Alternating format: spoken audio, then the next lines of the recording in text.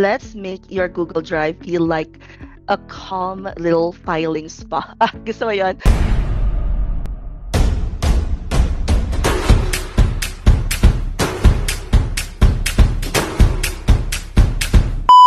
Here are 5 untapped Google Drive hacks every virtual assistant should usually actually use. Hack number 1, did you guys know na meron tayong tinatawag na version history as your undo everything lifeline? What it does is, inire-restore niya yung mga previous version ng files even if a client overwrote it. It's pretty simple. Just right-click the file, click on version history, choose a version, restore or make a copy. This would save you from a lot of oops moments and let you test edits without fear. Pwede nyo rin siyang gamitin para mag-revise ng contracts, spreadsheets, or captions. Now, it's important na i-rename ninyo yung milestones. For example, final_v1_client A. Hack number 2, advanced search operators, instant find. Hindi na kayo kailangan pang magsayang ng oras. What it actually does is, pwede nyo hanapin yung files fast using filters and search terms.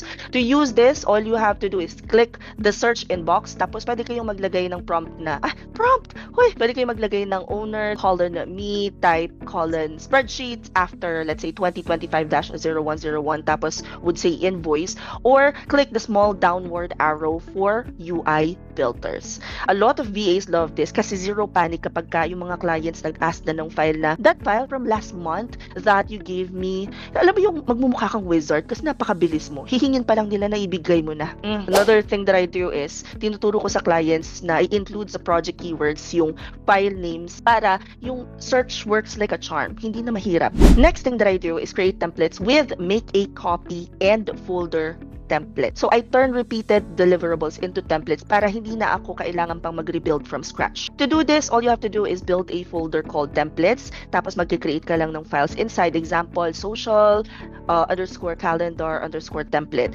Para kapag kailangan ko siya, i-right click ko lang siya, make a copy, tapos i-move ko siya sa client folder, tapos i-rename ko accordingly. This one would help you as a virtual assistant cut prep time massively kasi lalo na halimbawa onboarding, proposals, or reporting, paulit-ulit lang siya and nandun na yung template, so mas madali. Tapos, mas maganda pa if you will add a cover page with the instructions inside each template para yung clients or other team members, hindi nila masisira yun. Or, kung talagang ayaw mo ipagamit, edi at least alam nila na, ay, hindi ko pala pwedeng galawin to. Next, shortcuts and shared drive mapping. Pwede nyong i-organize nang hindi nagdo-duplicate sa files ninyo. Ang gagawin nyo lang, mag-create kayo ng shortcuts to one master file in multiple client folders. Tapos, hindi nyo na kailangan magkaroon ng copy. Pag clinic nila yun, automatic dadalhin yun sa tamang folder. All you have to do is right-click file, tapos add shortcut to drive, tapos piliin nyo kung ano yung target folder ninyo.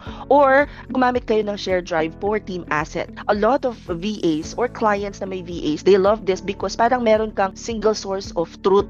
Wala nang maraming version galing sa mga duplicate files. Ang pinaka-the best nito is gumamit ka ng shortcut for shared brand assets. Halimbawa, logos, master, calendars, SOPs, yan. And last but definitely not the least, Google Drive Plus Google Sheets. Lightweight asset tracker. Auto-audit na siya. Ang ginagawa nun is yung spreadsheet, tina-track yung files, links, and the revisions, including status. Kumbaga, nag-act siya as LMS or mini LMS for client deliverables. For example, mag-create ka ng isang Google Sheet na may column na client, file name, drive link, last updated, status notes. Tapos, ipipaste mo lang yung link. So, mag-right-click ka sa file, tapos get link. Ang nangyayari dito, parang meron kang isang dashboard na ipapakita yung progress sa client, na-audit yung contents, and na-delegate yung work faster. Tapos pwede ka pa mag-add ng conditional formatting. For example, overdue na siya. So, i-highlight mo lang siya para magpa-pop out yung mga overdue tasks in one glance. So, that's it. 5 hacks na pwede mo nang i-apply sa sarili mo ngayon or sa folders ng client mo para mas mapadali ang buhay at mas mukha kang professional virtual assistant. Kung wala ka pa namang client, if you apply this, mukha ka na kagad client ready. Hope this helps. Comment any questions you guys have about working from home and follow for more work from home chismis. Bye!